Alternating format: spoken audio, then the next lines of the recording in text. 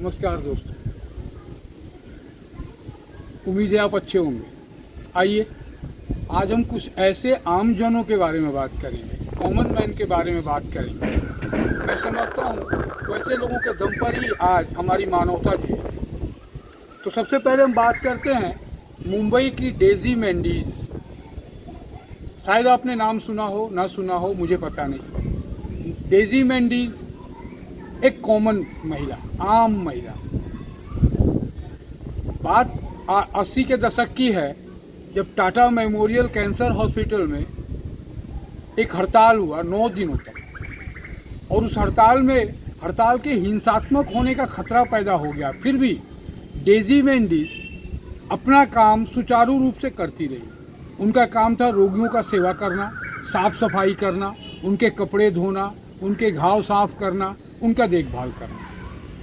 वो एक स्वयं सेविका के रूप में वहाँ काम करती थी, कोई वेतन पर नौकरी नहीं करती थी। और ये सिलसिला 85 में जो था 30 वर्ष पहले शुरू हुआ था। 1952 में एक साधारण टीचर, जिसने सपना तो देखा था डॉक्टर या नर्स होने का, मगर आर्थिक अभाव के वजह से वो डॉक्टर और नर्स तो नहीं हो सकी, एक साधारण टीचर बन गई, बच्चों को पढ़ाने लगी। अचानक एक दिन 1952 में वो गुजर रही थी, तो टाटा मेमोरियल कैंसर हॉस्पिटल के सामने की पटरी पर उसने एक रोगी को देखा, जिसका आधा चेहरा कैंसर से छत बिछत हो चुका था।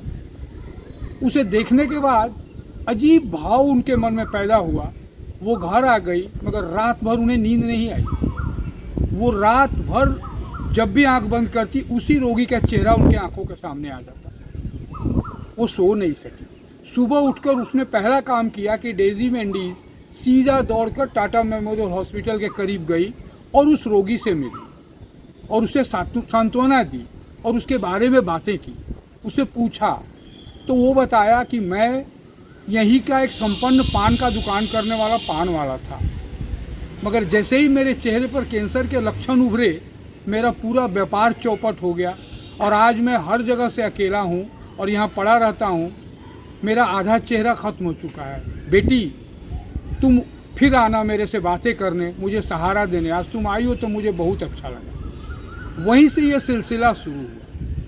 धीरे धीरे डेजी प्रतिदिन उस हॉस्पिटल में जाने लगी, कैंसर के असाध्य रोगियों की सेवा के लिए। धीरे धीरे उनकी साफ़ सफाई, उनका काम, उनको दवाइयाँ देना, उनके बर्तन धो देना, उनके बिस्तर साफ़ कर देना, ये करने लगी।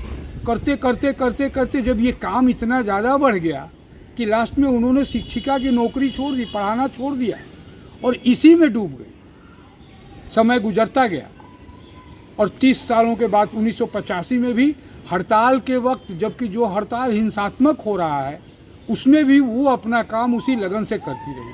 इसके बाद जब मौखिक रूप से उनका थोड़ा प्रचार हुआ, तो उनके पास असाध्य रोगी सलाह के लिए आने लगे। उनके साथ जाकर उनका टिकट करवाना, उनके संबंधियों को मदद देना, उन रोगियों को जो पटरियों पर बाहर पड़े हैं, प्रतिदिन नियमित रूप से अपने खर्च पर उनका साफ सफाई करना, ये करती रही।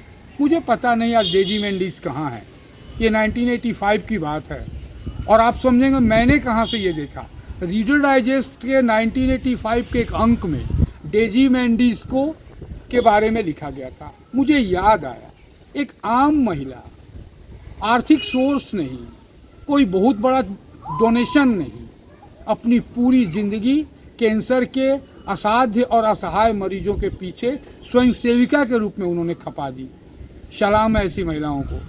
आज मुझे नहीं पता वो हैं या ईश्वर के यहाँ हैं, मुझे नहीं पता उनके बारे में, मगर मैं इतना कहना चाहूँगा कि ऐसे ही कुछ लोग हैं जिनके दम पर आज भी मानवता जिंदा है। इसके बाद एक आश्रम में वो रोगियों के साथ ही रहने लगी, काफ़ी दिनों तक वैसे ही रही।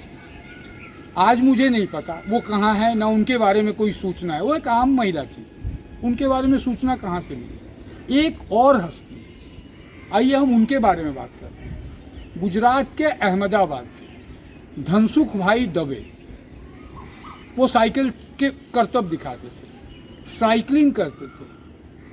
96 आवर्स का संतुलन बनाए रखने का उनका रिकॉर्ड है।